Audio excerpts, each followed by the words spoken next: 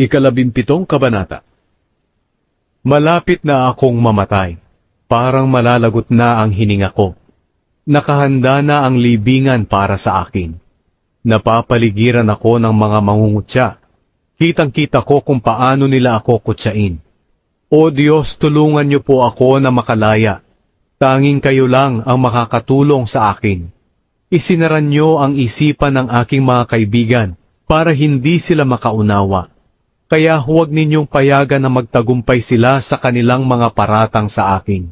Katulad sila ng taong nandadaya sa kanyang mga kaibigan para magkapera, at ito ang magiging dahilan ng paghihirap ng kanyang mga anak. Ginawa akong katawa-tawa ng Diyos sa mga tao, at dinuraan pa nila ang mukha ko. Nagdilim na ang paningin ko dahil sa matinding kalungkutan. Halos butot balat na ako, at halos kasing nipis na ng anino. Ang mga taong nag-iisip na sila ay matuwid ay nagtataka sa nangyaring ito sa akin. Akala nila'y masama ako at hindi makadiyos. Para sa kanila, ang matuwid ay matatag ang pamumuhay at lalo pang nagiging matatag. Pero hinahamon ko sila na minsan pa nila akong siyasatin. At tiyak na matutuklasan kong wala kahit isa sa kanila ang nakakaunawa. Malapit nang matapos ang mga araw ko. Bigo ang mga plano ko't hinahangad.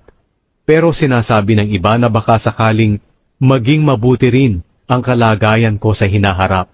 Dahil sa kabila raw ng dilim ay may liwanag. Ngunit kung ako man ay may pag-asa pa, doon ito sa lugar ng mga patay, kung saan ako titira. At nais ko nang ilagay ang higaan ko sa madilim na lugar na iyon. Ituturing kong ama ang libingan ko, at ang mga uod ang siya kong ina, at babaeng kapatid. May pag-asa pa kaya ako? Sinong makapagsasabi na may pag-asa pa ako? Kasama kong malilibing ang pag-asa ko. Magkakasama kami roon sa ilalim ng lupa.